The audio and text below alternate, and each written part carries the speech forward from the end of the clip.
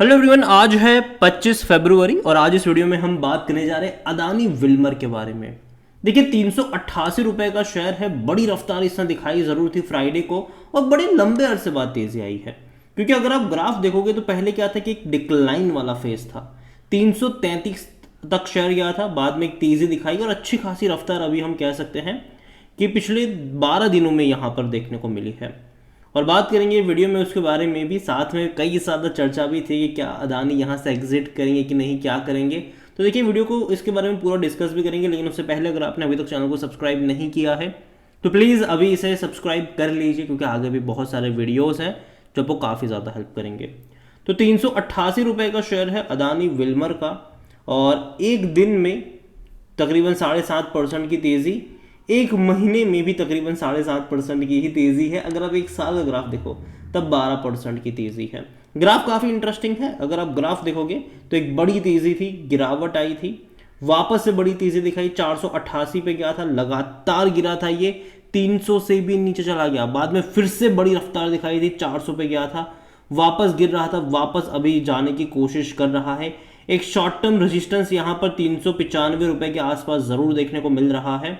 अगर उसको ब्रीच कर दिया, अगर सक्सेसफुली इसने 400 रुपए का लेवल तोड़ दिया, तब आपको 450 460 रुपए तक के भी टारगेट मतलब लेवल्स यहाँ पर देखने को मिल सकते हैं।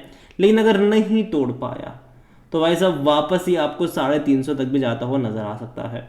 और जहां तक बात करें इस कंपनी को लेकर तो जाहिर सी बात है, अदानी ग्रुप की कंपनी है ये, मार्केट लीडर है ये एडिबल ऑयल में इंडिया में। और इतना ही नहीं, 23 मैन्युफैक्चरिंग यूनिट्स हैं इनकी, काफ़ी बड़ा इनका डिस्ट्रीब्यूशन नेटवर्क भी है। और देखा जाए तो इनकी जो डिपेंडेंसी है वो एडिबल ऑयल में सबसे ज़्यादा है। और यही वजह थी कि पिछले कुछ टाइम में जो हम गिरावट देख रहे थे, उसकी वजह भी यही थी कि भैया एडिबल ऑयल की जो कीमतें हैं वो घटी थी, जिसके चलते जो पाम ऑयल की कीमतें घटी थी उसके चलते यहाँ पर इनको भैया इनके जो मार्जिन है उस पर दबाव काफ़ी ज़्यादा पड़ा था, क्योंकि इनका ज़्यादातर जो रेवेन्यू है वो एडिबल ऑयल प्रोडक्ट से ही निकल कर आता है।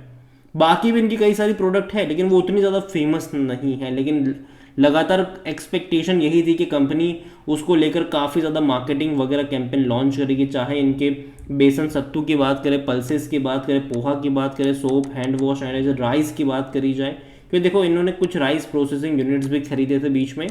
तो ये ज़रूर था कि यहाँ पर कंपनी बड़े पैमाने पर अपने मार्केटिंग कैंपेन लॉन्च करेगी, अच्छा खासा पैसा स्पेंड करेगी। लेकिन उसके बाद क्या हुआ, हिंडनबर्ग की रिपोर्ट आई, हालत ख़राब हुई, तब इनके जो एक्सपांशन वाले प्रोजेक्ट थे वो चले गए, मतलब ऐसा हुआ कि उनको रोकने पड़ गए। कंपनी लगातार पैसा रेज करती रही ताकि अपने डेट को चुका सके, और काफ़ी सारा पैसा इन्होंने चुकाया भी है, जो कि अच्छी बात है ये। और जहाँ तक अभी इनके जो बात करी जाए तो अभी खबर भी इस तरीके से आ रही थी बीच बीच में कि शायद जो है अदानी जो है वो ज़्यादातर फोकस अपने कोर बिजनेस पे करना ज़्यादा पसंद करेगा, ना कि यहाँ पर एफएमसीजी में। कुछ स्टेक बेचने को लेकर भी चर्चा हो रही है। देखो ऐसा है उसको लेकर तो कि अच्छा प्राइस मिलेगा वो तभी बेचेंगे, वो कौड़ियों के दाम पर तो नहीं बेचने वाले हैं। और जहाँ अदानी विल्मर का जो शेयर है वो तकरीबन 388 रुपये के आसपास ट्रेड कर रहा है, और यहाँ पर जो वॉल्यूम्स है वो 2 करोड़ से भी ज़्यादा के ट्रेड हुए थे, और इसी वजह से बहुत बड़ी तेज़ी भी आई थी। जनरली अदानी विल्मर का शेयर इतने बड़ी क्वांटिटी में ट्रेड नहीं होता है, करोड़ों में भी इसके ट्रेड बहुत कम होते हैं।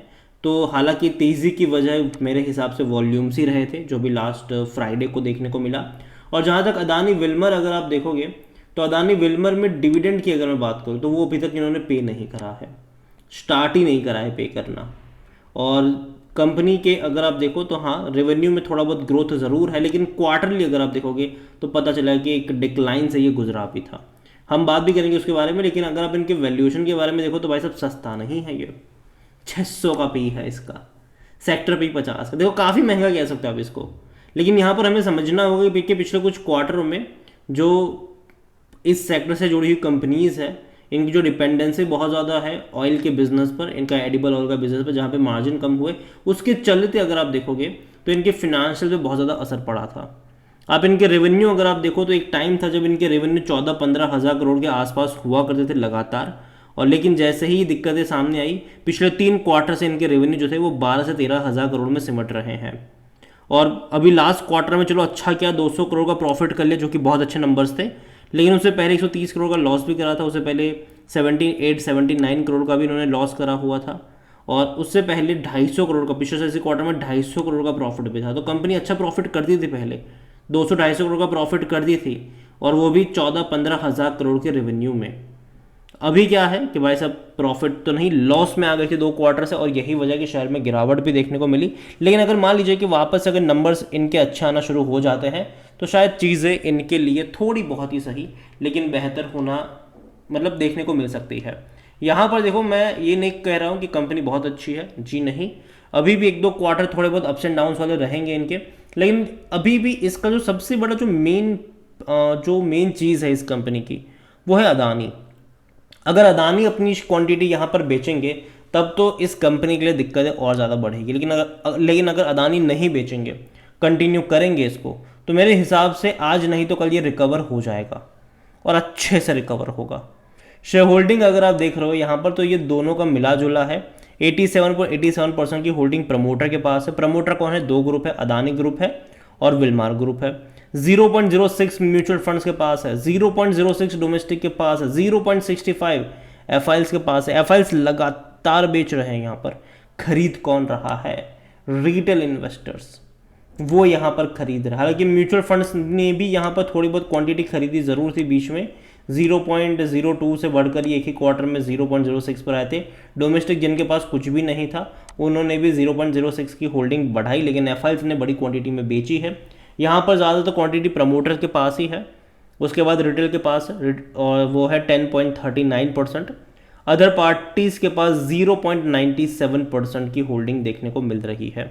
देखिए, ओवरऑल अगर मैं इस कंपनी के बारे में देखूँ तो डेफिनेटली पिछला कुछ टाइम इसके लिए उतना अच्छा नहीं रहा, इवन कहूँगा मैं कि बहुत ख़राब रहा इनके लिए, क्योंकि प्रेशर में थे ये, और जो मैनेजमेंट की कमेंट्री थी वो भी उतनी कोई खास नहीं देखने को मिल रही थी, और जिसके चलते थोड़ा बहुत इनको प्रेशर झेलना पड़ा। लेकिन मुझे लगता है कि लॉन्ग टर्म का आउटलुक डिपेंड करेगा कि कंपनी को लॉन्ग टर्म में अदानी चला रहे हैं कि नहीं, क्योंकि वो एक बहुत बड़ा फैक्टर होगा यहाँ पर।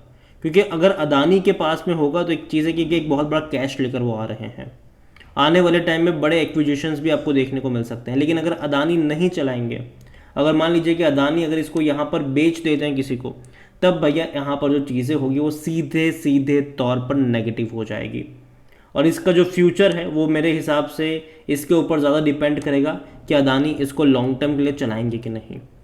अगर अदानी यहाँ पर अपनी क्वांटिटी बेचते हैं तब मेरे हिसाब से काफ़ी नेगेटिव चीज़ होगी इस कंपनी के लिए, और मेरे हिसाब से ऐसा हुआ तो एक बड़े डिक्लाइन से भी ये गुजर सकता है। लेकिन अगर नहीं हुआ, अगर अदानी कंटिन्यू करते हैं यहाँ पर, तो लॉन्ग टर्म का आउटलुक मुझे खराब नहीं लगता है। बाय ऑन डिप्स के मौके यहाँ पर ज़रूर बनेंगे आने वाले टाइम में भाई साहब। डेफिनेटली एफएमसीजी में बहुत सारा मतलब क्राउडेड स्पेस ज़रूर है, और जनरली अदानी का जो पर्सपेक्टिव है वो अपने कोर बिजनेस को लेकर बहुत ज़्यादा रहने वाला है आने वाले टाइम में, क्योंकि जो सोलार में हो गया और मतलब जो अदानी पावर हो गया, अदानी ग्रीन हो गया, एयरपोर्ट्स वगैरह हो गए, कंस्ट्रक्शन अभी है यहाँ पर, अदानी इंफ्रा हो गया, तो वहाँ पे बहुत ज़्यादा फोकस अब मुझे लगता है कि अदानी शायद कर सकते हैं।